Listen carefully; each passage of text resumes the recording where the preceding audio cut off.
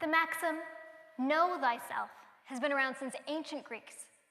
Some attribute this golden rule of knowledge to Plato, others to Pythagoras. But the truth is, it doesn't really matter which sage said it first, because it's still sage advice, even today. Know thyself.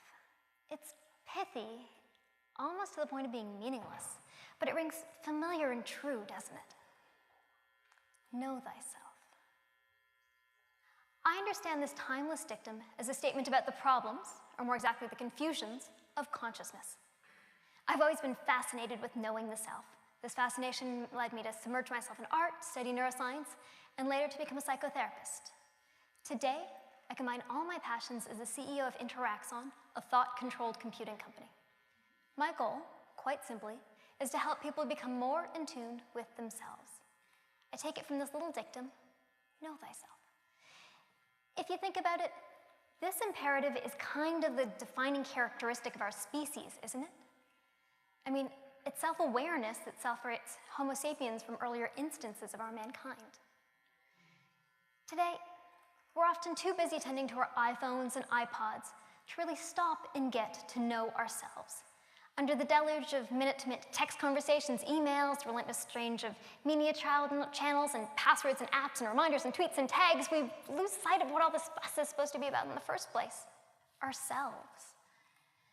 Much of the time, we're transfixed by all of the ways we can reflect ourselves out into the world, and we can barely find the time to reflect deeply back in on our own selves. We've cluttered ourselves up with all this, and we feel like we have to get far, far away to a secluded retreat, leaving it all behind.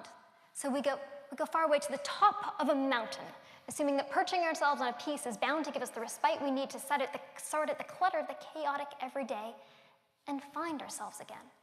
But on that mountain, where we gain that beautiful peace of mind, what are we really achieving? It's really only successful escape. Think of the term we use, retreat. This is the term that armies use when they've lost the battle. It means we've got to get out of here. Is this how we feel about the pressures of our world, that in order to get inside ourselves, we have to run for the hills? And the problem with escaping your day-to-day life is that you have to come home eventually. So when you think about it, we're almost like a tourist visiting ourselves over there. And eventually that vacation's got to come to an end. So my question to you is, can we find ways to know ourselves without the escape? Can we redefine our relationship with the technologized world in order to have the heightened sense of self-awareness that we seek? Can we live here and now in our wired web and still follow those ancient instructions? Know thyself. I say the answer is yes. And I'm here today to share a new way that we're working with technology to this end, to get familiar with our inner selves like never before, humanizing technology, and furthering that age-old quest of ours to more fully know the self. It's called thought-controlled computing. You may or may not have noticed that I'm wearing a tiny electrode on my forehead. This is actually a brainwave sensor that's reading the electrical activity of my brain as I give this talk. These brainwaves are being analyzed, and we can see them as a graph. That blue line there is my brainwave. It's the direct signal being recorded from my head, rendered in real time. The green and red bars show that same signal displayed by frequency, with lower frequencies here and higher frequencies up here. You're actually looking inside my head as I speak. These graphs are compelling, they're undulating, but from a human's perspective, they're actually not very useful. That's why we spend a lot of time thinking about how to make this data meaningful to the people who use it. For instance, what if I could use this data to find out how relaxed I am at any moment? Or what if I can take that information and put it into an organic shape up on the screen? The shape on the right over here has become an indicator of what's going on in my head. The more relaxed I am, the more the energy is going to fall through it. I may also be interested in knowing how focused I am, so I can put my level of attention into the circuit board on the other side. And the more focused my brain is, the more circuit board is going to surge with energy. Ordinarily, I would have no way of knowing how focused or relaxed I was in any tangible way. As we know, our feelings about how we're feeling are notoriously unreliable. We've all had stress creep up on us without even noticing it until we've lost it on someone who didn't deserve it, and then we realize that we probably should have checked in with ourselves a little earlier. This new awareness opens up vast possibilities for applications that help improve our lives and ourselves. We're trying to create technology that uses the insights to make our works more efficient, our breaks more relaxing, and our connections deeper and more fulfilling than ever. I'm going to share some of these visions for you in a bit, but first I want to take a look at how we got here.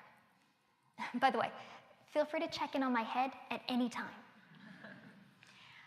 My team at InteraXon and I have been developing thought-controlled applications for almost a decade now. In the first phase of development, we were really enthused by all the things we could control with our mind. We were making things activate and light up and work just by thinking. We are transcending the space between the mind and the device. We brought to life a vast array of prototypes and products that you could control with your mind, like thought-controlled home appliances, or slot car games, or video games, or a levitating chair. We created technology and applications that engaged people's imaginations, and it was really exciting. And then we were asked to do something really big for the Olympics. We were invited to create a massive installation at the Vancouver 2010 Winter Olympics, where you in Vancouver got to control the lighting on the CN Tower, the Canadian Parliament buildings, and Niagara Falls from all the way across the country using their mind. Over the 17 days of the Olympics, 7,000 visitors from all over the world actually got to individually control the lights in the CN Tower, Parliament, and Niagara in real time with their minds from across the country 3,000 kilometers away. So controlling stuff with your mind is pretty cool. But we're always interested in multi-tiered levels of human interaction, and so we began looking at inventing thought-controlled applications in a more complex frame than just control. And that was responsiveness. We realized that we had a system that allowed technology to know something about you, and it could join into the relationship with you. We created the responsive room, where the lights, music, and blinds adjusted to your state. They followed the subtle shifts in your mental activity. So as you settled into relaxation at the end of the hard day in the couch in our office, the music would mellow with you. When you read, the desk lamp would get brighter. If you nod off, the system would know, dimming to darkness as you do. We then realized that if technology could know something about you and use it to help you, there's an even more valuable application than that you could know something about yourself.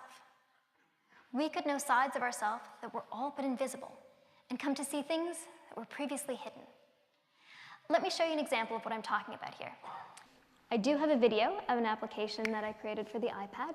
So the goal of the game, or the original game Zen Band, is to wrap a rope around a wooden form. So you use it with your headset. The headset connects wirelessly to an iPad or a smartphone. In that headset, you have fabric sensors on your forehead and above the ear.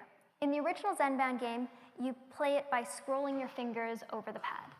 In the game that we created, of course, you control the wooden form that's on the screen there with your mind. As you focus on the wooden form, it rotates. The more you focus, the faster the rotation. This is for real. This is not a fake. What's really interesting to me, though, is that at the end of the game, you get stats and feedback about how you did. You have graphs and charts that tell you how your brain was doing. Not just like how much rope you used or what your high score is, but what was going on inside of your mind. And this is valuable feedback that we can use to understand what's going on inside of ourselves. I like to call this intra-active. Normally we think about technology as interactive. This technology is intra-active. It understands what's inside of you and builds a sort of responsive relationship between you and your technology so that you can use this information to move you forward. So you can use this information to understand you in a responsive loop. For example, thought-controlled computing can teach children with ADD how to improve their focus. With ADD, children have a low proportion of beta waves or focus state and a high proportion of theta states. So you can create applications that reward focused brain states. So you can imagine kids playing video games with their brainwaves and improving their ADD symptoms as they do it. This can be as effective as Ritalin. Perhaps even more importantly, thought-controlled computing can give children with ADD insights into their own fluctuating mental states so they can better understand themselves and their learning needs. The way these children will be able to use their new awareness to improve themselves will upend many of the damaging and widespread social stigmas that people who are diagnosed as different are challenged with. We can peer inside our heads and interact with what was once locked away from us, what's once mystified and separated us. Brainwave technology can understand us, anticipate our emotions, and find the best solutions for our needs. Imagine this collected awareness of the individual computed and reflected across an entire lifespan. Imagine the insights that you can gain from this kind of second sight. It would be like plugging into your own personal Google. On the subject of Google, today you can search and tag images based on the thoughts and feelings you had while you watched them. You can tag pictures of baby animals as happy, or whatever baby animals are to you, and then you can search that database navigating with your feelings rather than the keywords that just hint at them. Or you could tag Facebook photos with the emotions that you had associated with those memories, and then instantly prioritize the streams that catch your attention. Just like this. Humanizing technology is about taking what's already natural about the human tech experience and building technology seamlessly in tandem with it. As it aligns with our human behaviors, it can allow us to make better sense of what we do, and more importantly, why. Creating a big picture out of all of the important little details that make up who we are. With humanized technology, we can monitor the quality of your sleep cycles. When our productivity starts to slacken, we can go back to that data and see how we can make a more effective balance between work and play. Do you know what causes fatigue in you, or what brings out your energetic self? What triggers cause you to be depressed, or what fun things are going to bring you out of that funk? Imagine if you had access to data that allowed you to rank, on a scale of overall happiness, which people in your life made you the happiest. Or what activities brought you joy? Would you make more time for those people? Would you prioritize? Would you get a divorce? What thought-controlled computing can allow you to do is build colorful, layered pictures of our lives. And with this, we can get the skinny on our psychological happenings and build a story of our behaviors over time.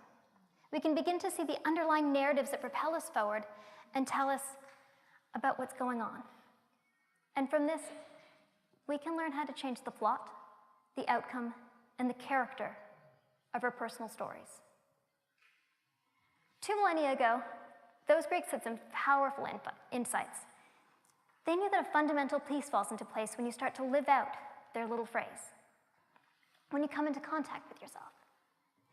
They understood the power of human narrative and the value that we place on humans as changing, evolving, and growing. But they understood something more fundamental: the sheer joy in discovery, the delight and fascination that we get from the world and being ourselves in it, the richness that we get from seeing, feeling, and knowing the lives that we are. My mom's an artist, and as a child, I would often see her bring things to life with the stroke of a brush. One moment it was all white space, pure possibility. The next, it was alive with her colorful ideas and expressions. As I sat easel-side, watching her transform canvas after canvas, I learned that you could create your own world. I learned that our own inner worlds, our ideas, emotions, and imaginations, were in fact not bound by our brains and bodies. If you could think it, if you could discover it, you could bring it to life. To me, thought-controlled computing is as simple and powerful as a paintbrush. One more tool to unlock and enliven the hidden worlds within us. I look forward to the day that I can sit beside you, easel-side, watching the world that we can create with our new toolboxes and the discoveries that we can make about ourselves. Thank you.